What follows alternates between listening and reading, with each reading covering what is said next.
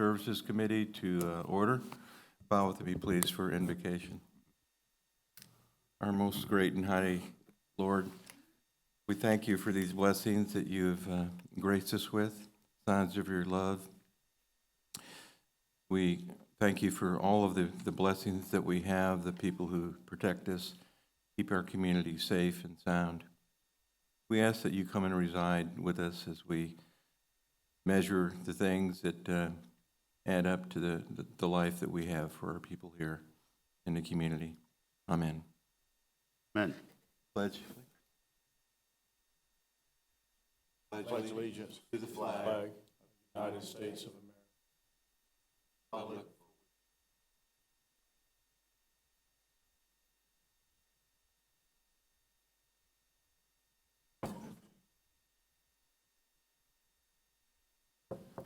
We have all three commissioners here, so we are at quorum.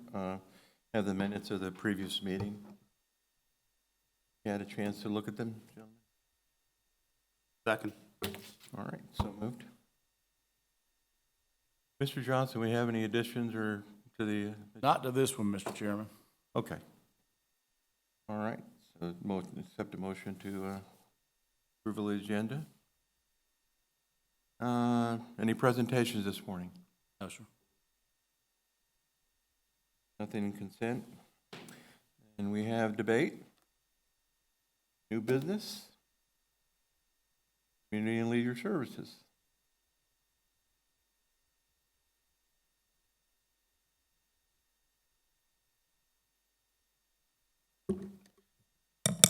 The amendment is increase the state salary reimbursement grant from $371,091.00 to $377,173.95, and include a materials grant in the amount of $23,656. Staff recommendation is to approve this reimbursement grant. Pleasure, gentlemen. Move to consent. Second. Next, sir, Fire and Emergency Services. Yes, sir. This item is a request to accept a $2,000 grant from Georgia Pacific. This is provided after our response to the large multi-day fire in Thompson last year. Staff recommend approval of accepting that grant and amending our supplies budget. Second, did they just call this the Bucket Brigade, or is this an actual Bucket Brigade fund that Georgia Pacific, just out of curiosity, you know? So agencies from all over the state bonded. They just call it Bucket Brigade because it's for fire.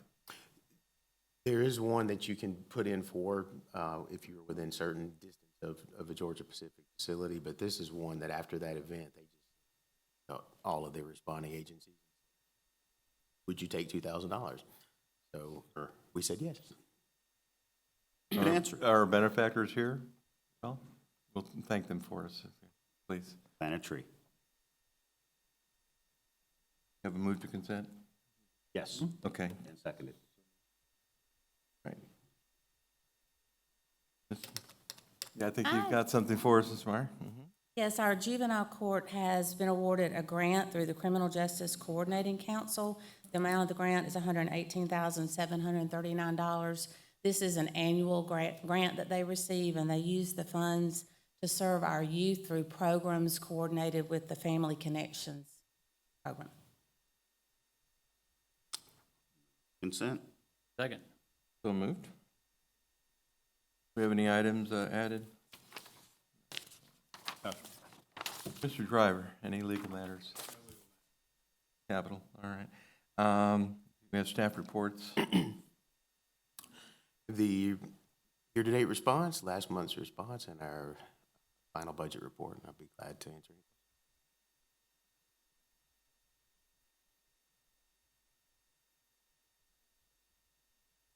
any.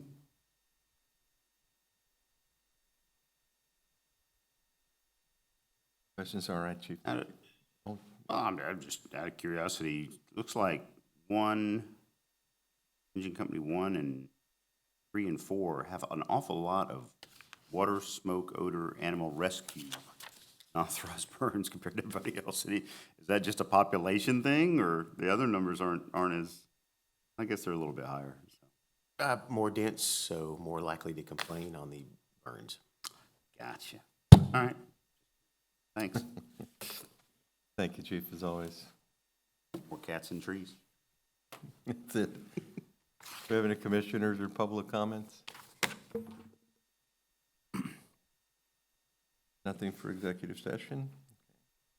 So we'll adjourn this meeting, 8:35. How much time do you need, ma'am? Huh? Just a couple of minutes. That's it? 2 minutes, 8:37, we'll call to order. Sir? Of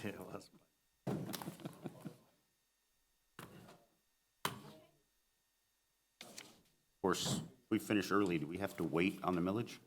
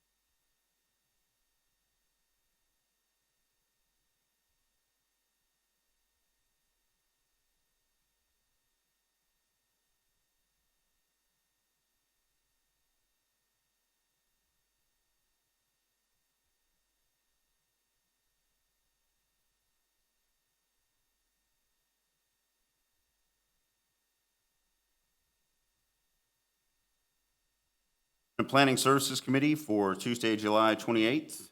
Having already dispensed with the invocation and the pledge and taking note that there is a quorum, move into approval of the previous minutes from June 23rd. So moved. All right, second? Done. I think we have one item added to the agenda, Yes, Mr. Chairman, one item, it'd be a quote for the Sheriff's Office substation. I-2A. Anything further on that? Adjustments to the agenda? Okay. No presentations, moving straight into debate, new business. Mr. Schlochter. Thank you, sir. The first one I have for you here is a professional service contract with Chris Booker and Associates. This is for the design of the new Sheriff's Administration Building. This is a 17 to 22 SPLOST project. This contract is for $315,000 for the full design of the project. Staff is recommending approval. Questions? No? Move to consent. Second? Next. Next we have for you is Columbia County Performing Arts Change Order number 11. We do have several items on this change order. We do have David Dixon here from our architecture firm. I'll ask him to come up and kind of go through these with you so we have a good understanding of what you're being asked to approve. Morning, sir.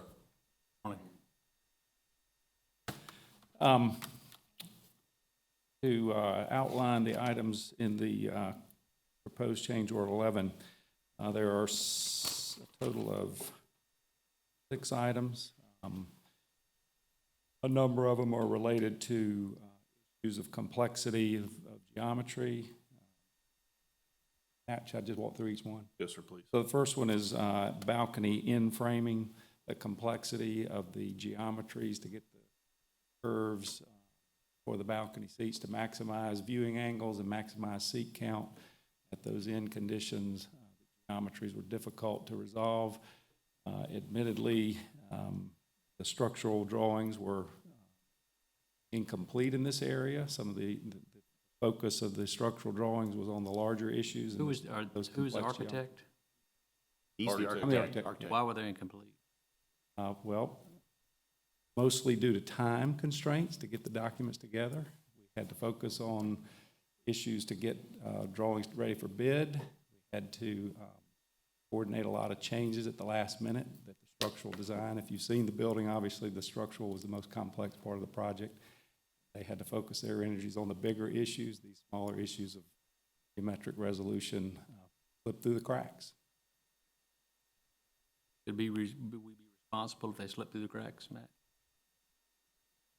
Stance would be that if it was in the drawings, we'd be paying for it in the drawings originally. Put them in there, we'd still be paying for it. We'd have Then paid at least it would have been part of a quote. Correct. This is, previously you approved a change order for, the lightweight metal framing for the walls above this, so this is the structural part below what you've already approved to actually support the concrete. If that's correct. I guess, what, 2 months ago, 3 months ago or so, more steel.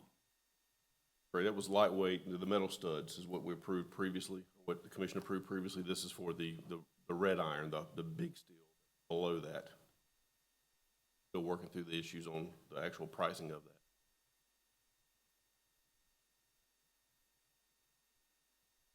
We can, let's move on and then Yeah, we can cover. at Go on, your- go on to the next item, please, number 2. Second one is mostly studs and drywall work associated with two things. First, the requirement of the State Elevator Authority to have a separate disconnect room. This is an issue that we've seen come up in recent projects in the state of Georgia. It's an interpretation, it's kind of an evolving code interpretation that they felt was required. So there's addition of rooms to have the elevator disconnects completely separated and locked away so nobody can get access to those, as well as additional framing to resolve the complex geometry of varying stair widths and varying sensitive enclosure. We use the same exit stairs to exit the building to actually access the catwalks. Complexities of geometries and changing widths and separation of enclosure included in that change order. The next one was seat wagon railings. The elevator pit was designed to maximize seats and give an additional 50 or 60 seats where the pit located, so that the seats can roll back out of position and stay stored, so you're not having to individually move seats to storage rooms and bring them back in. Roll the pit out, elevate that, and you have additional seats in front of the stage. Specification didn't include the railing that protects the change in elevation, so that was added by the manufacturer for that. The railing on the mobile piece that is actually, or is the railing permanent waiting for? It's permanent on the it's on the moving piece, sorry. It I'm moves- sorry, it's permanent, lines but it's up. on the moving piece. Yeah, and prevents, So when they are tucked, it will be with them. correct. The next one was some plastic laminate that was designed for the concession counters, specified to install on gypsum board. The woodworker on the project recommended it be installed on MDF, medium density fiberboard, in lieu of the sheetrock due to the potential for abuse, traffic, materials, concessions, and so forth. That they proposed adding that plywood as a substrate for the decorative laminate. The next one, adding a VRV unit at stair number 1. We worked with the manufacturer, Daikin, to design the system for mechanical equipment. They approved and recommended or agreed with our recommended approach to provide VRV units in the stairwell connected to condensing units on the opposite side to the west. They presented their shop drawings as such and approved that, but as they got in the field and started looking at the routing, not just the physical horizontal distance, but the amount of turns and shapes, they recommended that an additional VRV unit be installed with a condenser closer so that they were not exceeding the limits of refrigerant piping. And then finally, an additional panel for performance lighting. The panel was illustrated on our drawings, but admittedly, our engineers did not coordinate the panel needed to support that performance lighting. So that's an additional panel requirement for performance lighting. That was a quick overview if you want a question or. I'm still just trying to understand how we keep having change orders. Big complex building. We learn new stuff every day over there, and this isn't the end of them. There's more coming. I don't want to make an all-inclusive statement, but you know where I stand. I understand completely where you stand, yes, sir. I will say, Mr. Chairman, as well, you know, for this building, getting it done at a certain time was important for us. Pushed the architect extremely hard. I'm not making excuses for him, but we did push him extremely hard. When we first put this thing out, we thought it was gonna be a $36 million building. Everybody told us it was gonna be a $36 million building. And, it came back in at a little over $31 million. We were all pleasantly surprised. We all looked at each other and said, what did we miss? We figured there was something that was missed. Now, hopefully, you know, even with this change order, we're at 32.6.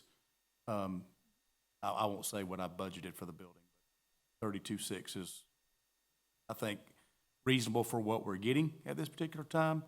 It is a complex building. I certainly understand the chairman's point of view. I don't like change orders.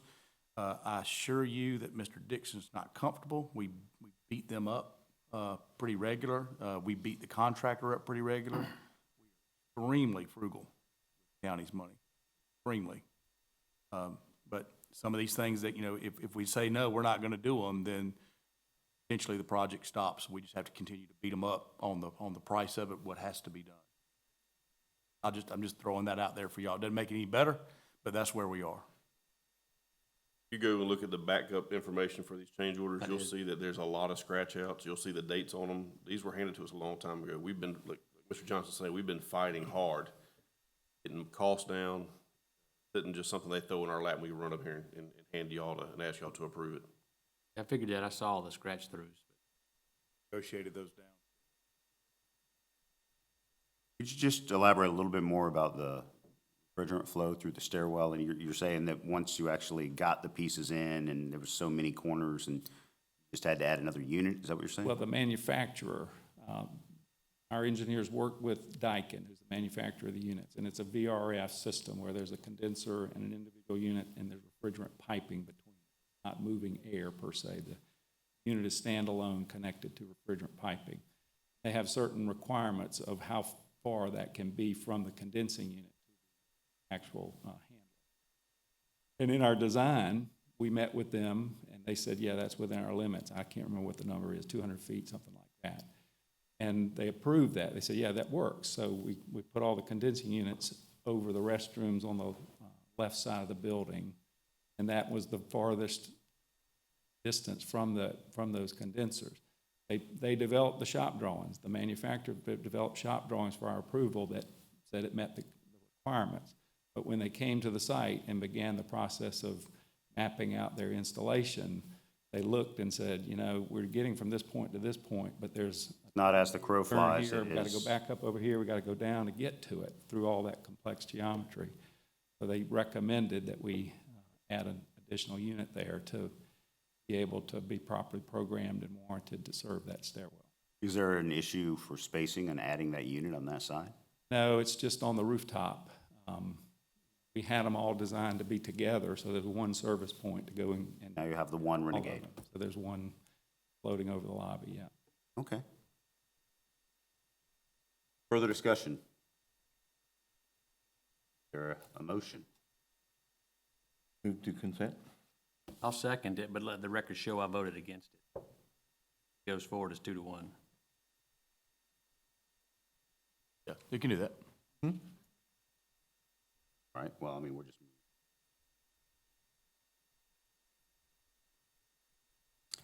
Thanks, sir.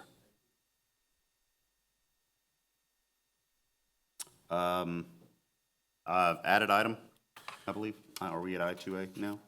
Yes, sir. We have the approval for a quote for an addition to the sheriff's substation right over here on Ronald Reagan Drive. Garage is smaller than he needs. We've been working for quite a while to expand that garage, basically double the size of it. We got our design done. We put it out for quotes, thinking we were gonna get it for under $100,000, based on some conversation we'd had with contractors. Quotes came in way over our budget. So we started negotiations with the low quoter, which was Continental Construction. We went in and made a lot of changes to the plans. We were originally gonna put brand-new doors on the building all the way around. Now we're gonna reuse doors. We were gonna have, footers and poured slabs separate. Now it's a monolithic slab with turn-down footers. We're gonna have brick siding. Now it's fiberboard, cement fiberboard, hardy board. So we've done a lot of changes to get this thing down. So now we have it down, $98,740. It was 182, I think you said? 182 was our original price that came from, that was our original low price. 182, 187, 110. Got it down to 98,740. I think it's important to note as well that we're not scrimping on this building. We're not, you know, not just saying, okay, we're gonna go with the cheap on this. The brick that we were getting was not gonna match the brick that was there. So we were gonna pay for brick that didn't match, and it wasn't gonna look right. Some of the engineering that was done on this was extremely overly done, right? So, building would have withstood anything that we threw at it, and that's good. We need that, but it was just overly engineered. And then, you know, there were some things in there that were nice to have, but not needs to have. So I don't want you to think by approving this change order and us cutting the cost down that we're gonna get a second-rate building over there. It's still gonna be a very nice building. We've just redesigned it. Work. Staff did most of it. Good work, staff. And we just said no. You did such a good job, we'll excuse the point that they missed my name. I do think, yeah, y'all deserve a big kudos. You and I talked about it a little bit yesterday after y'all's meeting to work it out. Our sheriff's consultant, I'm sure did a very good job of this. And staff, thank y'all. What's your pleasure? Move to consent? Second. So moved. I think that concludes our business. Move into legal. Come on. Staff reports, planning services. Yes, sir. Attached is the June Planning Department workload measurement monthly report and the May and June plan review workload measurement monthly reports. Staff recommends the committee accept the report as information with no further action required.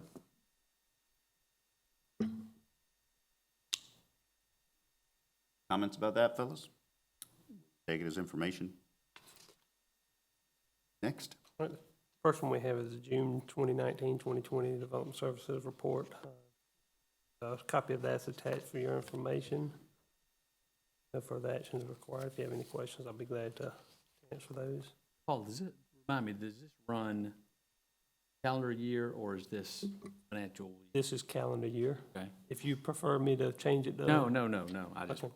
remind myself, I mean, I had already had conversations with considering doing that, but if it works for you all this way, we'll continue. interesting, I just still watching the residential market's so tight right now. Basically even, a little behind actually. Permits. I think you guys are doing a good job, and yeah, I think We're up amidst all the chaos. 29 ahead of last year this time. On the residential We're side. ahead of last year. Slightly, yeah. I'm sorry, On the I was commercial side, yeah, we're, commercial, forgive me. commercial, we're a little behind. Commercial behind everything right now, for the most part, the exceptions, and, yeah, the fact that we're maintaining and even ahead in some areas, that's Definitely said somewhat remarkable. right. Any questions or any comments about the reports? No, sir. All right. All right, and the next one we have is the financial report for June of 2020, and I attach a copy of that for your information. Further actions required. If you have any questions, I'll be glad to address those. We're in line, sir. Budget on time. Sure. Work. Comments? Thank you, Mr. Scarborough. How you doing today? Doing great. You look good. Glad to have you here. That's debatable, but hey. Thank you for being Thank you here. anyway. Good to have you, sir. Yes, sir. All right, any comments, commissioners? Public? Mr. Willis? I think you're the public. Oh, my goodness. He's actually going to Step up, all right. We have 35 minutes. Yeah, we got time to kill, Bob. You go ahead. I just wanted to comment as a real estate agent that, about the commercial piece. So I've got 2 or 3 listings that are commercial that are not moving. They've been there for a long time. Several businesses seem to have closed with COVID, so there's extra lease space out there. So the investors that I'm dealing with are reluctant to do startups and make investments right now. So it's not surprising at all that the commercial side of permits and further down. There are some also that are concerned about potential zoning battle to go from a residential to commercial or to from P1 to commercial. They're not sure they'll succeed. Reluctant to put in some offers. That's sort of the feedback that I wanted to give you. Real estate Interesting to perspective. see how this work from home, COVID, blah, blah, blah, affects the commercial market. Right. You've really got to have businesses now that obviously you can't dial it in. So that turns out to be things like what? Hair salons, nail salons, massage parlors, not things that we're keen on having just a proliferation of. They have to be personal services, hands-on kinds of services. Otherwise, yeah, the workforce is dialing in and you need less physical space. Right. Part of what's happening now. Thanks, Bob. Thank Thanks you. for coming up. All right. Any other business before this committee? You guys got anything? Okay. Well, in that case, we stand adjourned. Thank you, guys. Well, there is a 9:30 millage rate meeting. You guys are just itching for excitement. Hang around.